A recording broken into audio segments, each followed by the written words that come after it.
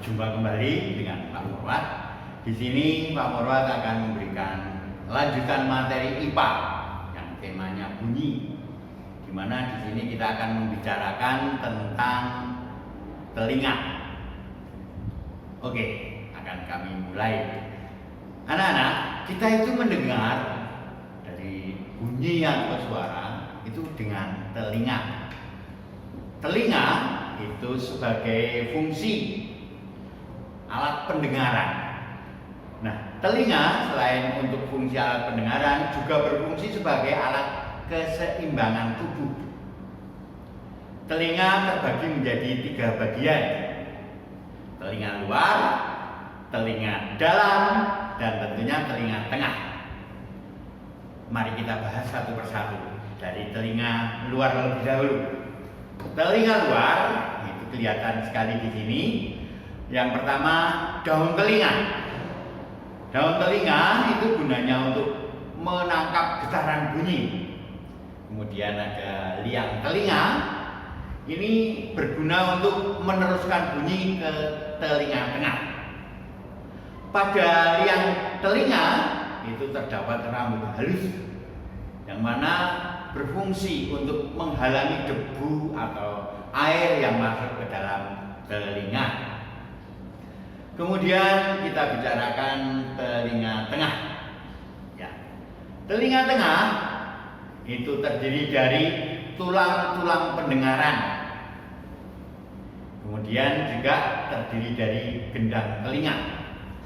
Nah, fungsinya tulang pendengaran itu meneruskan getaran bunyi ke koklea.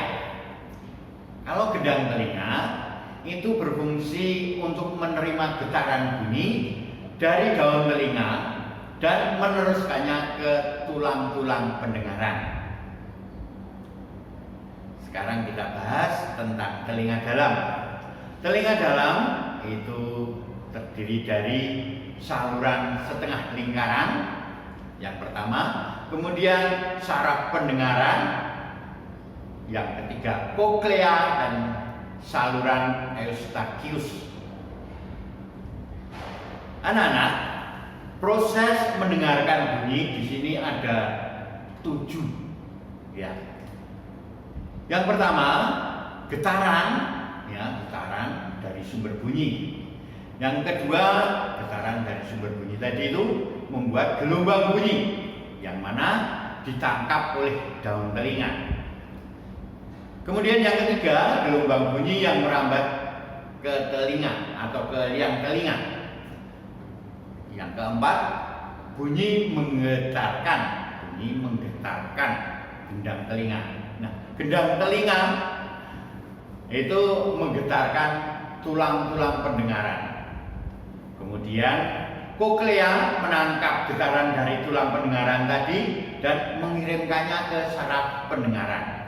Dan yang terakhir, saraf pendengaran mengirimkan rangsang bunyi ke otak dan otak menerjemahkan bunyi yang didengar.